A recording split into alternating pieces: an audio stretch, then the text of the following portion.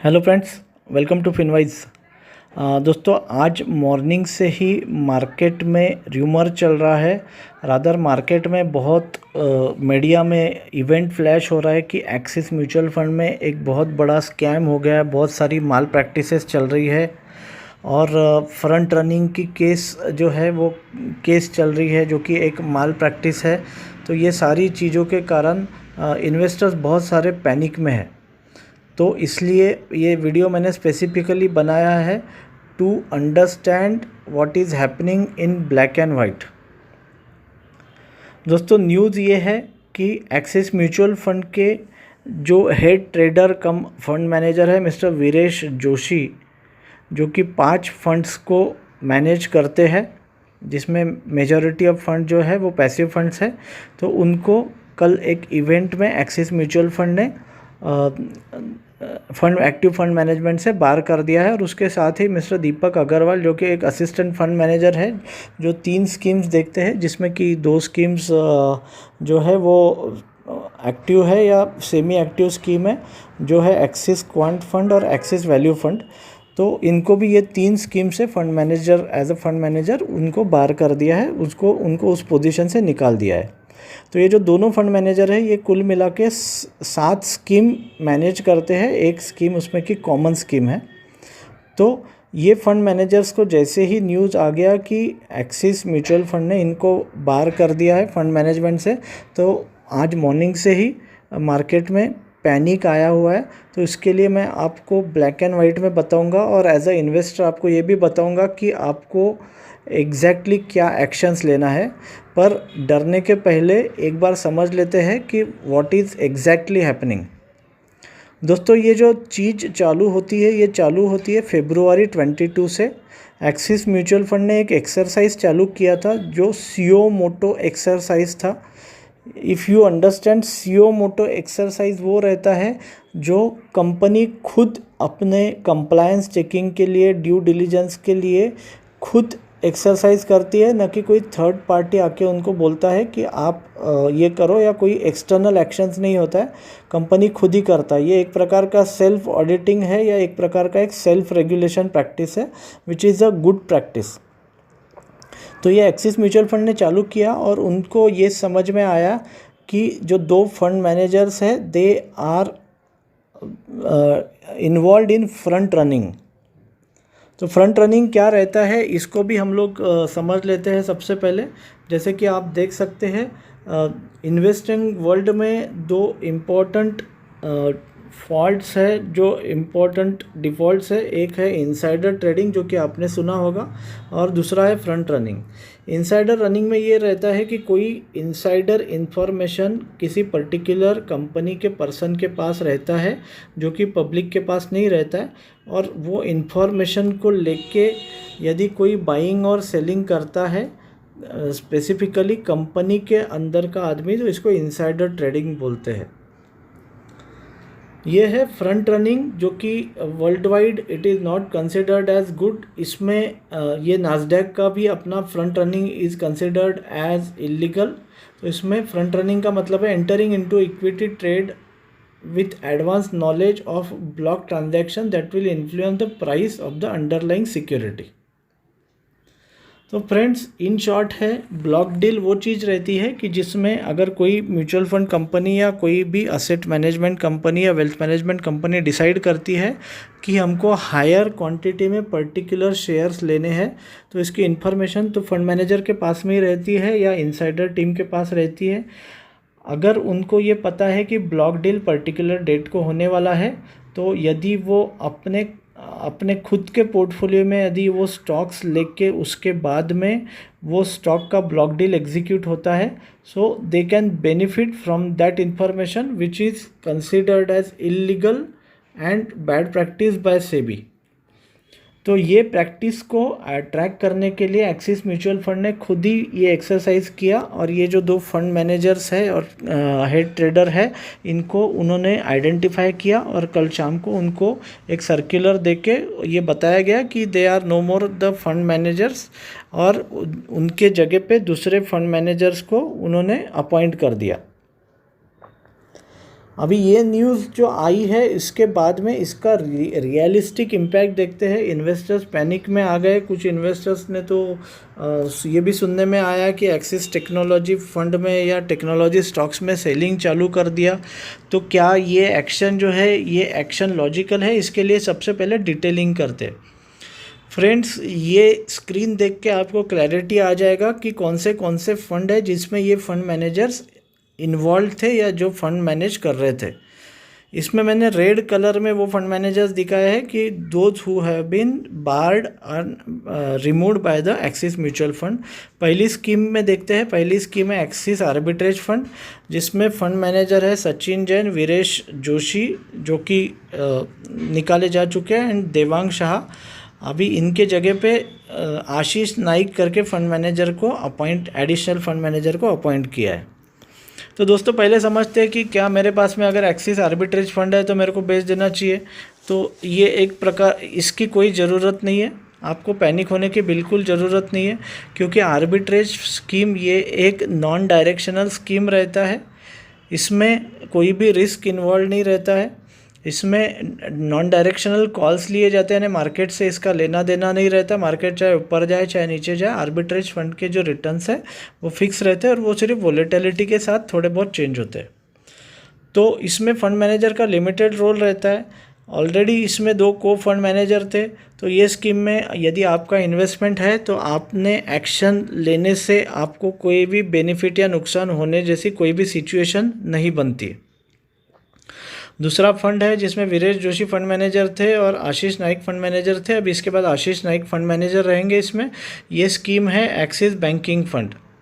दोस्तों, ये एक एक्सिस बैंकिंग ETF, ये एक पैसिव फंड है जो कि एक्सचेंज पे ट्रेड होता है, जिसमें फंड मैनेजर का खुद का ही अपना कोई खास रोल रहता नहीं है। ये जो है एक जो निफ्टी का या BSE का एक इंडेक्स रहता है, बैंकिंग इंडेक्स, उसमें जिस एलोकेशन में बैंकिंग स्टॉक्स है उसी एलोकेशन में एक ऑटोमेटेड वे में फंड मैनेजर जो है वो उसको बाइंग सेलिंग ऑटोमेटिक वे में करते रहता है। फंड मैनेजर का अपना कोई रोल नहीं रहता है।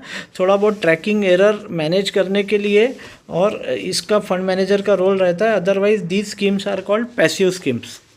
तो ये जो स्कीम है, ये स्कीम में कोई भी पॉइंट नहीं आता किसी भी पैसिव फंड में आपको, क्योंकि फंड मैनेजर का खुद का ही कोई रोल रहता नहीं इसमें। सिमिलरली एक्सिस कंजम्पशन फंड है जो मिररिंग करता है कंजम्पशन बेस्ड इंडेक्स का। यहाँ भी कोई रिस्क नहीं है, ये एक पैसिव फंड है। ये इसमें दोनों फंड मैनेजर्स थे, वीरेश जोशी और दीपक अग्रवाल, जिसके जगह पे आशीष नाइक जो है उनको अपॉइंट किया गया है, इनको रीअपॉइंट किया गया है। इसमें आपको एक्शन की कोई भी ज़रूरत नहीं है। नेक्स्ट स्कीम है एक्सिस निफ्टी ETF स्कीम।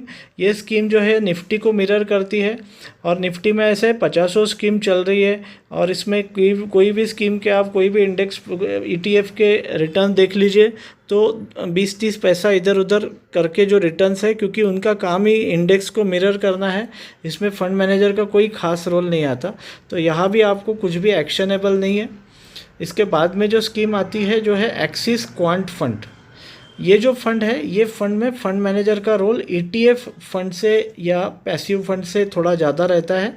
ये फंड में दीपक अग्रवाल जो है वो फंड मैनेजर है, जो कि अभी उनको चेंज करके आशीष नाइक को फंड मैनेजर बनाया है। दोस्तों, ये एक ही ऐसा स्कीम है कि जिसमें डेडिकेटेड इन दोनों में से फंड मैनेजर है। जैसे कि दीपक अग्रवाल इस स्कीम में फंड मैनेजर है, पर quant as a investing is basically एक क्वांटिटेटिव मेथड रहता है जिससे कंप्यूटर से स्क्रिप्ट्स निकाली जाती है। एक पर्टिकुलर रूल्स रहते हैं, रूल्स ज़रूर फंड मैनेजर बनाता है और वो फंड मैनेजर ने बनाए हुए रूल्स के बेसिस पे स्टॉक्स को शॉर्टलिस्ट किया जाता है। तो क्योंकि ये क्वांट स्कीम है तो फंड मैनेजर का डेफिनेटली रोल रूल मेकिंग में रहता है, पर यहाँ से अगर फंड मैनेजर चेंज हो जाता है तो it is as good as a normal change of fund manager. आप ये चीज़ को समझ लीजिए, म्यूचुअल फंड कंपनी में कोई स्कैम नहीं हुआ है। आपके जो स्टॉक्स है वो स्टॉक्स का फिजिकल कस्टोडियन के पास रहता है जो इन्वेस्टर पैसा डालता है। असेट मैनेजमेंट कंपनी सिर्फ फंड मैनेजर्स डायरेक्शन देते हैं कौन सा स्टॉक किस एलोकेशन में कब लेना है और कब उसको बेचना है, उनका अपना एनालिसिस रहता है। आपके पैसे को एक पैसे का भी इसमें कोई रिस्क नहीं है। फिर भी यदि आपको लगता है तो axis quant fund is the only scheme जहाँ पे डेडिकेटेड फंड मैनेजर चेंज हुआ है। यदि आपको कोई एक्शन लेने लायक लगता है, हालांकि इसमें कोई भी एक्शनेबल नहीं है, तो आप यस फंड मैनेजर चेंज के साथ में हमको परफॉर्मेंस देखते रहना चाहिए, पर कोई नया फंड मैनेजर भी सडनली कोई एक्शन लेता नहीं है। और क्वांट स्कीम में फंड मैनेजर का अपना रोल बहुत लिमिटेड रहता है, उसका रोल सिर्फ रूल फॉर्मेशन तक रहता है। तो मेरे को यहाँ भी कोई स्ट्रॉन्ग एक्शन दिखता नहीं है। हालांकि ईटीएफ के कंपैरिजन में यहाँ यदि आप चाहें तो एक्शन आपको यदि आप चाहे तो किसी और स्कीम में इसका परफॉर्मेंस देख के पैसा मूव कर सकते हैं। नेक्स्ट स्कीम है एक्सिस टेक्नोलॉजी ईटीएफ, जो कि अगेन एक ईटीएफ स्कीम है। यहाँ पे ऑलरेडी जिनेश गोपानी जी फंड मैनेजर थे और वीरेश जोशी जी थे, जो अभी उनके जगह पे सिर्फ जिनेश गोपानी जी फंड देखेंगे। ये ईटीएफ स्कीम है, इसमें कोई भी चीज़ एक्शनेबल आपके लिए नहीं रहती है। एक्सिस वैल्यू फंड एक एक्टिवली मैनेज स्कीम है, जिसको देखते हैं मिस्टर जिनेश गोपानी और मिस्टर दीपक अग्रवाल। दीपक अग्रवाल जी को कल से फंड मैनेजमेंट से हटा दिया गया है और अभी सिर्फ जिनेश गोपानी जी ये स्कीम देखेंगे। जैसे कि आपको पता होगा, Jinesh Gopani is a star fund manager of axis mutual fund. Axis mutual fund को उन्होंने एक न्यू हाइट्स पे उनके बाकी फंड मैनेजमेंट टीम के साथ में ऊपर लेके गए हैं। काफ़ी कंसिस्टेंट परफॉर्मेंस रहा है, काफ़ी एएमसी का काफ़ी अच्छा कंजर्वेटिव अप्रोच रहा है, जिसके कारण they have been able to create a great wealth for investors. अभी जो दीपक अग्रवाल जी जो थे वो को फंड मैनेजर थे, तो इसमें जो इन्फ्लुएंस जो रहता है फंड मैनेजमेंट में वो हेड फंड मैनेजर का रहता है। स्टॉक्स में कोई भी सडनली कोई भी चेंज होने के चांसेस निग्लिजिबल या ज़ीरो है, क्योंकि जो स्टार फंड मैनेजर है वो ऑलरेडी स्कीम को मैनेज कर रहा है। तो इसमें इन्वेस्टर्स को यहाँ से बाहर निकलने लायक कोई भी सिनेरियो मेरे को दिखता नहीं है। एक स्टार फंड मैनेजर के साथ में यदि अगर आप एसोसिएटेड है तो आपको चिंता की कोई ज़रूरत नहीं है। फंड मैनेजर रेगुलर बेसिस पे चेंज होते रहते हैं।